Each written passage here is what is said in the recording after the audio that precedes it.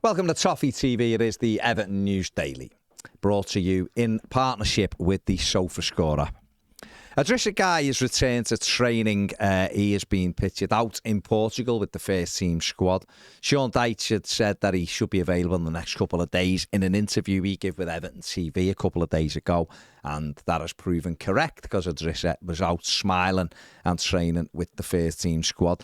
The midfielder's been missing for the last few games, and Everton have missed him.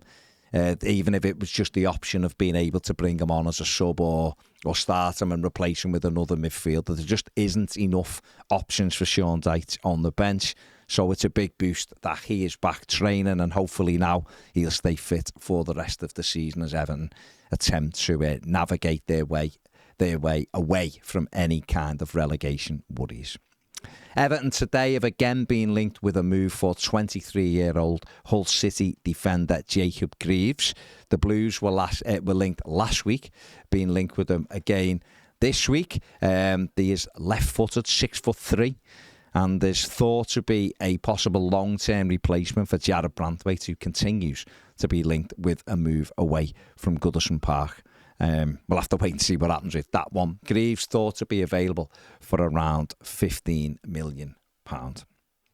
Mail Sports of today reported that a growing number of Premier League clubs are considering ditching football's New Deal and taking legal action should a government regulator be introduced and force the Premier League clubs to pay.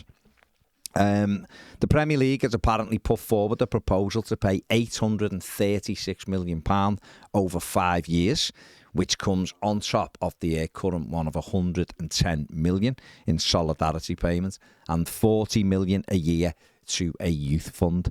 This is something that Preston's chief executive, Peter Ridsdale, has totally disputed, said there isn't any deal in place, no deal was offered, no vote has taken place. So this needs sorting. It doesn't look good for the Premier League. This just is further evidence that an independent regulator is needed ASAP. Doesn't look good on CEO Richard Masters either. And, grassroots football, the football pyramid needs that help from the Premier League. And why should the Premier League have all of that money and not let it trickle down to keep these clubs going? Because after all, a lot of these clubs end up producing players for these Premier League teams. So it needs sorting out very quickly. And finally, Everton have announced that their soccer schools are returning to the United States and Canada, the Canadian provinces. There are going to be 20 of them. The schools offer high-level training.